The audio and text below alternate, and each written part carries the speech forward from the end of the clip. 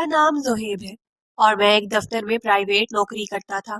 میری شادی کو زیادہ عرصہ نہیں گزرا تھا۔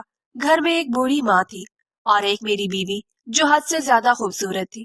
سارا دن دفتر میں کام کر کے شام کو تھکا ہارا گھر آتا تو میری بیوی تیار ہو کر کھڑی میرا انتظار کر رہی ہوتی تھی، جسے دیکھتے ہی میرے سارے دن کی تھکن دور ہو جاتی تھی۔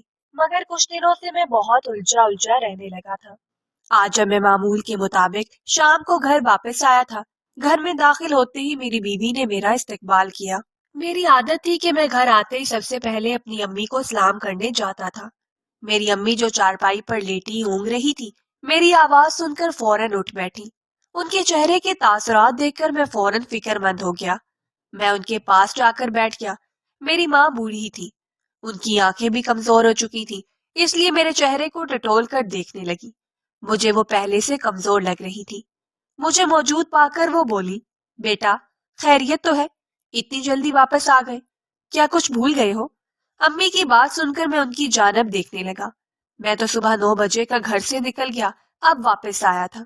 میں امی کے پاس گیا اور ان کے ہاتھ پر بوسہ دے کر بولا، امی میں تو صبح کا ابھی گھر آیا ہوں۔ میری بات سن کر وہ چونکی اور جھٹ سے بولی، نہیں بیٹا، ابھی کوئی آدھا گھنٹہ پہلے تو تم یہاں میرے پاس بیٹھ کر باتیں کر رہے تھے اور پھر وردہ سے بات کر کے تم کسی کام سے باہر نکل گئے تھے۔ میں حیرت سے امی کو دیکھنے لگا کہ آخر وہ کہنا کیا چاہتی تھی۔ تبھی میری بیوی کچن سے کھانا لے کر باہر نکلی اور افسردگی سے کہنے لگی، زہیب آپ ہی سمجھائیں نا امی کو، میری بات تو یہ سنتی ہی نہیں۔ ان کی منتیں کر رہی ہوں کہ کھانا کھا لیں، مگر یہ بس انکار کیے جا رہے ہیں۔ اب یہ تیسری بار ہے، ان کی پسند کا کھانا بنا کے لائی ہوں، اب آپ ہی انہیں سمجھائیں۔ بار بار بھول جاتی ہیں، کہتی ہیں تم نے کب مجھے کھانے کا پوچھا؟ وہ تو زہیب ہے جو مجھ سے کھانے کا پوچھ لیتا ہے، حالانکہ آپ تو اب آئے ہیں۔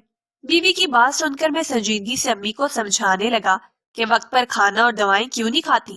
آپ کو اتنی اچھی اور خیال رکھنے والی بہو ملی ہے، اس کے باوجود آپ اپنا خیال نہیں رکھتی، نہ ہی اسے رکھنے دے رہی ہے۔ میری والدہ عمر رسیدہ ہو چکی تھی، اس لیے انہیں بھولنے کی عادت ہو چکی تھی۔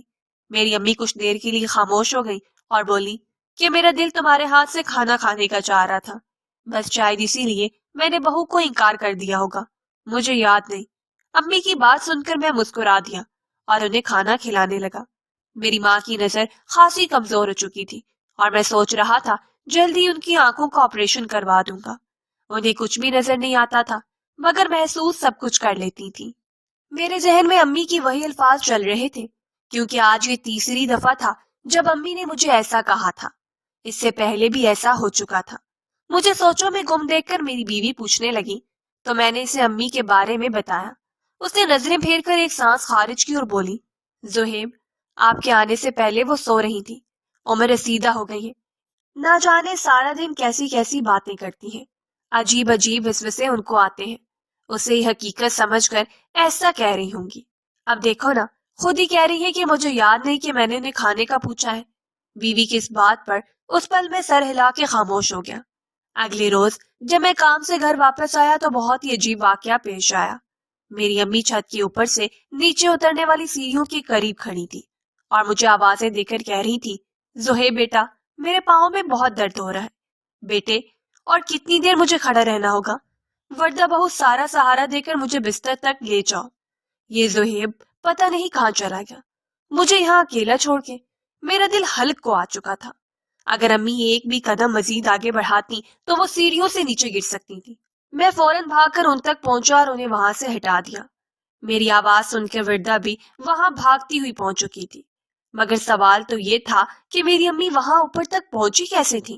امی سیڑھیاں اترتے ہوئے فوراً مجھے جھڑک کر بولی، کہنے لگی، میں پچھلے 1 گھنٹے سے یہاں کھڑی ہوں، مگر تم نہ جانے مجھے چھوڑ کر کہاں غائب ہو جاتے ہو۔ نہ میری بہو میری بات کا جواب دیتی ہے، نہ تم۔ امی کی بات سن کر میں چونکا۔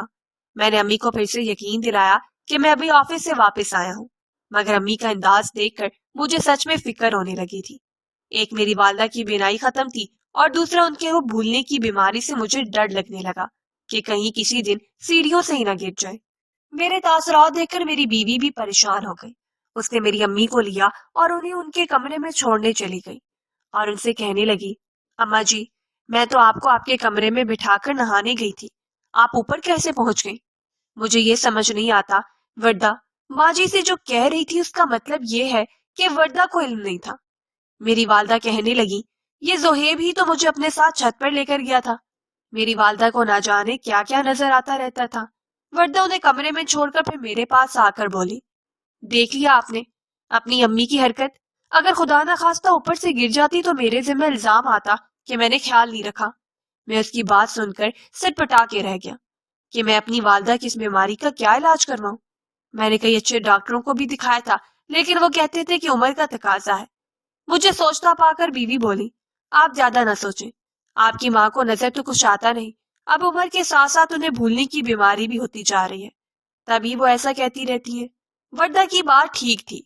میں نے اپنی ماں کو کھانا کھلایا اور دوا دے کر سلا دیا۔ میں اسی شش و پنج میں مبتلا تھا کہ تبھی امی اٹھی اور کہنے لگی بیٹا مجھے دوا دے دو، صبح سے نہیں لی۔ میں بس خاموشی سے ایک سانس خارج کر کے رہ گیا۔ بیوی کا کہنا صحیح تھا، امی کو بھولنے کی بیماری بڑھ چکی ہے، ورنہ دوا تو میں نے انہیں خود ہی دے دی تھی۔ کچھ دیر کے بعد جب میں امی کے کمرے سے جانے لگا تو میری نظر ایک چیز پر پڑی۔ میں تیزی سے بیڈ سے اٹھ کر ڈریسنگ ٹیبل کے پاس گیا جس کی دراز سے میرا پسندیدہ پرفیوم باہر کو چھلک رہا تھا۔ میری عادت تھی کہ میں ہیک کا پرفیوم لگاتا تھا۔ میرے پاس ایسے کئی پرفیومز تھے مگر یہاں امی کے کمرے میں یہ کیسے آیا؟ میں نے سر جھٹک کر اسے اٹھایا اور اپنے کمرے میں آ گیا۔ 2 دن یوں ہی گزر گئے۔ تیسرے دن میرا کام جلدی ختم ہو چکا تھا۔ میں خوشی خوشی گھر کے لیے روانہ ہو گیا۔ میں آج کچھ وقت وردہ کو دینا چاہتا تھا۔ بیچاری میرے لیے مچلتی رہتی تھی مگر میں تھکا ہارا آتے ہی بستر پر لیٹ کر سو جاتا تھا۔ میں یہی سوچ رہا تھا کہ آج کھانے کے بعد امی کو سلا کر وردہ کو باہر لے جاؤں گا۔ اسے پیزا بھی بہت پسند تھا۔ جب سے ہماری شادی ہوئی تھی وہ گھر کی ہو کر رہ گئی تھی۔ ہم بہت کم باہر جاتے تھے۔ وردہ بہت اچھی بیوی ثابت ہوئی تھی۔ مجھ سے اکثر شکایت کرتی رہتی تھی کہ میں اسے باہر گھمانے پھرانے لے جایا کروں۔ اسے گاڑی چلانے کا بھی بہت شوق تھا۔ روز کہتی تھی ایسی گاڑی کا بھی کیا فائدہ جو مہینوں مہینوں گھر پر ہی کھڑی رہے اور اس کو اس میں بیٹھنا نصیب نہ ہو۔ آج میں نے سوچ لیا تھا کہ وردہ کو گاڑی میں گھمانے لے جاؤں گا اور اسے اس کا من پسند پیزا بھی کھلاؤں گا۔ ابھی میں گھر میں داخل ہوا ہی تھا کہ اندر سے کچھ آوازیں آنے لگی جنہیں سن کر میرے قدم وہیں پہ رک گئے۔ مجھے امی کا یہ رویہ سخت ناپسند گزرا تھا۔ وہ وردہ کو ڈانٹ رہی تھی جبکہ وردہ خاموشی سے سر جھکائے ان کے سامنے کھڑی تھی۔ میں اندر داخل ہوا تو میری آہٹ سن کر امی فوراً خاموش ہو گئی اور رونے لگی۔ روتے روتے مجھے بولی تمہاری بیوی نے میرے ہاتھ جلا دیے زہیب، یہ دیکھو۔ میں نے اس سے صرف اتنا کہا تھا کہ مجھے بھوک لگی ہے، کچھ کھانے کو دے دو، مگر اس نے میرے ہاتھ گرم استری پر رکھ دیے۔ امی رو رہی تھی مگر مجھے اس وقت ان کی کسی بھی بات کا کوئی اثر نہیں ہو رہا تھا۔ مجھے امی سے یہ امید ہرگز نہیں تھی۔ آدھا کھایا ہوا کھانا ان کے پاس ہی پڑا تھا، کچھ کھانا ان کے کپڑوں پر ابھی بھی گرا ہوا تھا۔ رہی بات ان کے ہاتھوں کی تو وہ سرخ تھے، جلے نہیں تھے۔ وردہ سر جھکائے رو رہی تھی اور پھر روتے ہوئے بولی دیکھیے آپ نے زہیب، میں نے آپ کی ماں کی ہر خدمت کی، ورنہ کون بہو اپنی بوڑھی اور بھلکڑ ساس کی اتنی دیکھ بھال کرتا ہے۔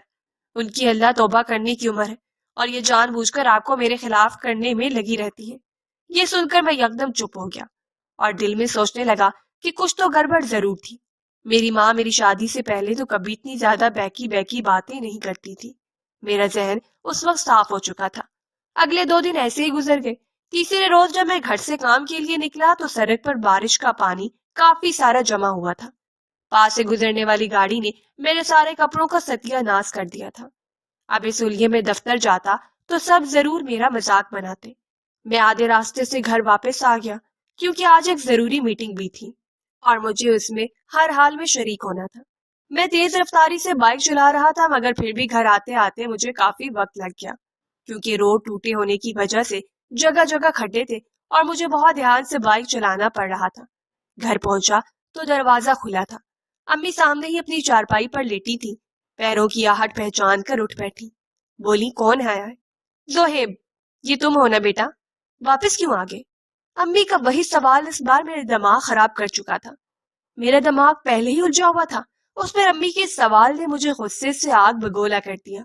میں نے میز پر پڑی ہوئی تمام اشیاء کو زمین پر پھینک دیا اور اپنے بال مٹھی میں جکڑ کر پھر امی کے سامنے ہاتھ جوڑ کر بولا کہ خدا کا واسطہ ہے بس بھی کر دیا کرے، تنگ آ گیا ہوں آپ کے ان سوالات سے۔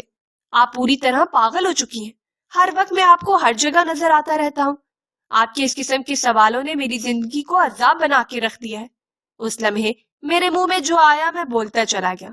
امی ایک غیر مرئی نقطے پر نظر مرکوز کیے ششدر سی بیٹھ گئی۔ میری آواز سن کر وردہ وہاں پہنچ گئی۔ مجھے اس قدر غصے میں دیکھ کر کہنے لگی، آپ کیوں اس لہجے میں امی سے بات کر رہے ہیں؟ آپ جانتے تو ہیں کہ وہ بوڑھی ہو چکی ہیں، ان کا کیا قصور ہے؟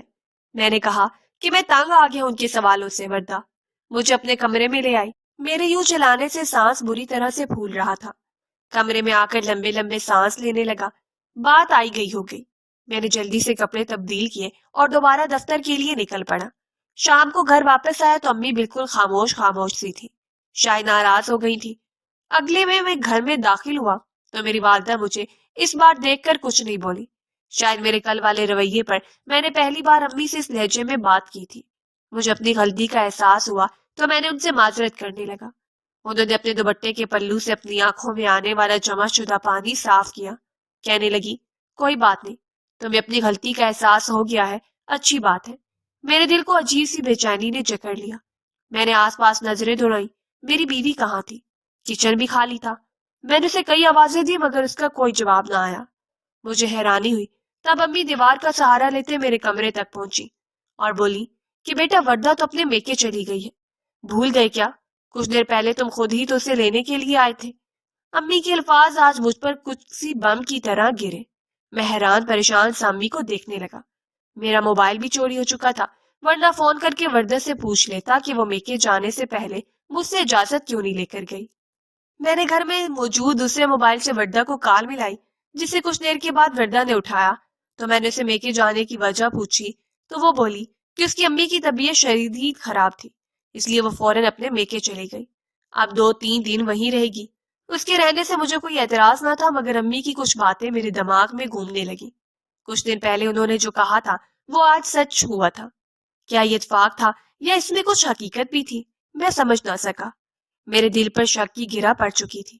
میں نے مزید کچھ سوچنا ترک کیا اور خاموشی سے اپنے بستر پر سو گیا، یہ سوچے بغیر کہ میں تو باہر سے کھانا کھا کر آیا تھا مگر میری ماں ابھی بھی بھوکی تھی۔ میں نے جلدی سے کچن میں گیا اور امی کو انڈا بریڈ بنا کر دیا۔ 2 دن یوں ہی گزر گئے۔ آج وردہ نے میکے سے واپس آنا تھا، میں خوش تھا مگر اس بات سے انجان کہ آج کا دن میری زندگی کا بدتر دن ہونے والا ہے۔ میں آج کام سے آدھی چھٹی لے کر گھر آ رہا تھا۔ ابھی میں گھر سے تھوڑا دور ہی تھا کہ جو منظر میری نظروں میں آیا اسے دیکھ کر میرا لہو گویا رگوں میں ہی جمنے لگا۔ میری بیوی وردہ کسی لڑکے کے ساتھ گاڑی سے اتری تھی اور اب وہ دونوں گھر کے اندر جا رہے تھے۔ میں کافی دیر باہر کھڑا سوچتا رہا کہ اب کیا کروں۔ میرے دماغ میں مکمل سناٹا چھا چکا تھا۔ یہ لڑکا اس کا دور کا رشتہ دار تھا جس سے میں ایک بار پہلے بھی کسی شادی میں مل چکا تھا۔ تب بھی وردہ اس کے ساتھ بہت ہنس ہنس کے باتیں کر رہی تھی مگر وہ وردہ سے چھوٹا تھا، اس لیے میں نے اپنا وہم سمجھ کر ذہن میں آنے والے کسی بھی برے خیال کو جھٹک دیا کیونکہ میں اپنی بیوی پر شک نہیں کرنا چاہتا تھا۔ مگر آج جو منظر میں دیکھ رہا تھا میرے قدم شل ہو چکے تھے۔ بمشکل خود کو سنبھالتا خاموشی سے گھر کے کھلے دروازے سے اندر کا منظر دیکھنے لگا تو تب ہی ایک اور دھچکا میرا منتظر تھا۔ میری ماں کسی سے باتیں کر رہی تھی اور وہ شخص ہو بہو میری آواز میں ان سے بات کر رہا تھا۔ میں ہکا بکا خاموش کھڑا سب سن رہا تھا۔ میری ماں اسے پانی مانگ رہی تھی، وہ نیم بے ہوشی کی حالت میں لیٹی تھی۔ تبھی وردہ آگے بڑھی اور اس نے پانی سے بھرا گلاس میری ماں پر اچھال دیا اور پھر نفرت سے بولی، پتہ نہیں کب مرے گی یہ بڈھی، دماغ ساتھ چھوڑ گیا مگر یہ نہیں مرتی۔ میری بیوی کی اس بات پر وہ شخص ہنسا۔ میرا دل تو گویا دھڑکنا ہی بھول چکا تھا۔ میری بیوی اس غیر شخص کے ہاتھوں میں ہاتھ ڈالے کھڑی مسکرا رہی تھی۔ میرے دماغ میں آندیاں چل رہی تھی۔ میری بیوی مجھے اتنا بڑا دھوکہ کیسے دے سکتی تھی؟ میں نے کبھی بھی نہیں سوچا تھا۔ میں فوراً آگے بڑھا، گھر میں داخل ہوا اور اس شخص کو گریبان سے پکڑ کر مارنے لگا۔ وردہ مجھے وہاں دیکھ کر بکھلا کر پیچھے ہٹی جبکہ میری ماں نیم بے ہوشی میں شور سن کر رونے لگی۔ میں نے اس شخص کو ابھی 2-4 مکے مارے تھے کہ وہ چڑا کر باہر بھاگا۔ میں وردہ کی جانب دیکھنے لگا جو ایک کونے میں سہمے کھڑی تھی۔ غصے سے میری آنکھوں میں آنسو آ چکے تھے۔ مجھے وہاں سے دھوکہ ملا تھا جہاں سے مجھے امید ہی نہ تھی۔ وہ خوف سے میرے پیروں میں گر کر معافی مانگنے لگی۔ وہ روتے ہوئے بولی، مجھے معاف کر دو، اس میں میرا کوئی قصور نہیں ہے۔ یہ لڑکا مجھے ورگلا رہا تھا، میں صرف تم سے محبت کرتی ہوں۔ اس کی ایسی باتیں ابھی بھی جاری تھی کہ وہ لڑکا ابھی بھی صحن میں کھڑا تھا جو اپنی قمیض کے بٹن جلدی جلدی لگا رہا تھا۔ جھٹ سے بولا، جھوٹ مت بولو، تم ایک بے وفا لڑکی ہو، نہ شوہر سے وفا کی، نہ میری محبت کا پاس رکھا۔ بتا کیوں نہیں دیتی تم کہ شادی سے پہلے ہی مجھے پسند کرتی تھی اور میں روزانہ تم سے ملنے یہاں آتا تھا؟ کتنی آسانی سے سارا الزام مجھ پہ ڈال کے خود سائڈ پہ ہو رہی ہو۔ اس لڑکے کی مزید باتیں اگر میں سنتا تو شاید میرا دل پھٹ جاتا۔ میں اس کی جانب بڑھتا اس سے پہلے ہی وہ وہاں سے بھاگ نکلا۔ زرد چہرہ لیے وردہ مجھے دیکھ کر رو رہی تھی۔ مجھے ایک پل میں اس سے نفرت آنے لگی۔ میں نہ چاہتے ہوئے بھی خود کو روک نہ پایا اور ایک تھپڑ کھینچ کے رسید کر دیا۔ وردہ کبھی میری ماں کے پیروں میں گر رہی تھی تو کبھی میرے پیروں میں گر کر گر گراتی رہی۔ اس کی خاطر میں نے اپنی ماں پر شک کیا تھا۔ میں کپکپاتے لبوں سے اسے صرف اتنا کہا کہ تم اس قابل نہیں رہی کہ تم کو معاف کیا جائے۔ تم نے میرے ساتھ خیانت کی ہے، میری ماں کو ستایا ہے اور مجھے ان کے خلاف کی ہے۔ میں نے اپنی بیوی کو اسی وقت گھر سے نکال دیا، واپس آ کر روتے ہوئے اپنی ماں کو پانی پلایا اور پھر ان کے قدموں میں گر کر کتنی ہی دیر روتا رہا۔ میں نے ان کی باتوں پہ یقین نہیں کیا تھا، جبکہ وہ ہر بار مجھے سچ بتاتی رہی۔ امی نے مجھے اپنے قریب بٹھایا اور میرے آنسو پوچھتے ہوئے بولی، بیٹا میں تو تمہارا گھر بچانے کے لیے کتنے عرصے سے خاموش تھی۔ تمہاری بیوی نے مجھے وقت پر نہ کھانا دیتی تھی اور نہ ہی دوا۔ پتہ نہیں وہ کون سی گولی مجھے زبردستی کھلاتی تھی، جس کے بعد مجھے لگتا تھا میرا سر ہواؤں میں گھوم رہا ہے۔ میں بیکی بیکی باتیں کرنے لگی تھی، لیکن وہ باتیں سچ ہوتی تھیں۔ دراصل وہ لڑکا میری آواز نکالنے میں مہارت رکھتا تھا، اسی لیے میری آواز میری ماں کے سامنے نکال کر ان سے باتیں کرتا تھا۔ میری بیوی کے ساتھ بھی ہر قسم کے تعلقات قائم کر چکا تھا۔ میری ماں کو نیند کی دوا میری بیوی زبردستی کھلاتی تھی۔ میری ماں کا ہاتھ بھی اس نے جان بوجھ کے جلایا تھا، لیکن اتنا نہیں کہ مجھے اس پر شک ہوتا۔ میری ماں رو رو کر ہر بات مجھے بتاتی رہی، پھر کہنے لگی کہ جانتے ہو بیٹے، مجھے تکلیف اس کے رویے سے نہیں، تمہاری بدسلوکی سے ہوتی تھی۔ وہ تو پرائی تھی، مگر تم تو میرے بیٹے تھے، پھر بھی میرا دل دکھاتے رہے۔ امی کی نرمی سے بولے گئے یہ الفاظ میرے وجود کو جھنجھوڑ چکے تھے۔ میں پھوٹ پھوٹ کر رونے لگا اور ان سے معافی مانگنے لگا۔ وہ پھر مجھے سینے سے لگا گئی۔ چند دنوں میں ہی میں نے وردہ کو ہمیشہ کے لیے چھوڑ دیا، اس سے ہر رشتہ ختم کر دیا اور اپنی امی کی دیکھ بھال کے لیے ایک نرس کو رکھ لیا۔ وردہ سے بچھڑے مجھے کئی سال بیت چکے ہیں۔ آج بھی جب اس کے بارے میں سوچتا ہوں تو مجھے بہت یاد آتی ہے، مگر اس کی بے وفائی جب یاد آتی ہے تو دل کٹ کے رہ جاتا ہے۔